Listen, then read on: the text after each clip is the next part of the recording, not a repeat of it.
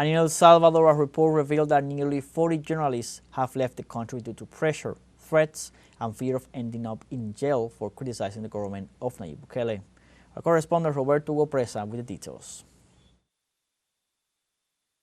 Los programas independientes de opinión van desapareciendo. Independent opinion programs are disappearing. Julio Villagrán had to leave a traditional channel to set up his digital project. He says that independent journalism is going through difficult times and that there is a lot of fear of expressing opinions. Independent journalism is complicated, and practicing it is complicated also because of the difficulty we have with the people who shape opinion in the country at this time. We are experiencing a quite unusual situation in which people are very afraid to express themselves. Un informe de la Asociación de Periodistas Salvadoreños. A report by the Association of Salvadoran Journalists reveals that in recent months, about 40 journalists have left the country due to threats, a reality that concerns the profession. Hay amenazas muy reales para la prensa que se atreva a seguir haciendo. There are very real threats to the press that dares to continue investigating and dares to continue exposing the corrupt and criminal face of the Bukele government. That is why the press is now being persecuted, and many journalists have had to leave the country to avoid any harm to their physical integrity. Cualquier tipo de daño a su integridad física. En las últimas semanas, críticos como los abogados. In recent weeks, critics such as lawyers Ruth Lopez of the Cristosal Foundation and Enrique Anea, an opponent of the president re-election, were arrested on charges of illicit enrichment and money laundering.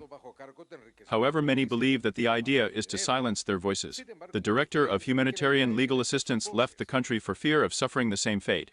La directora del Socorro Jurídico Humanitario abandonó el país por temor a correr la misma suerte. And if they capture me, detain me illegally and arbitrarily, as they already do for sport in the country, I have no doubt that I would die within a few days in the prison system. So I have found myself obliged to leave and hope that one day I will be able to return to my country when the rule of law is restored. La más reciente encuesta del Instituto Universitario de Opinión. The latest survey by the University Institute of Opinion at the Central American University shows that 58% of Salvadorans fear negative consequences for criticizing the government. Yes, of course, it's a normal feeling, right? In every human being. The difference is whether or not you let fear enslave you. It's not the first time we've been persecuted, is it? For the fight for human rights. Relativa a los derechos humanos. En las últimas semanas, las movilizaciones de calle han disminuido. In recent weeks, street protests have decreased and the power to mobilize people has also declined in popular demonstrations. Many believe that this is due to fear of the regime of exception being applied. Roberto Hugo Preza, teleSUR, El Salvador.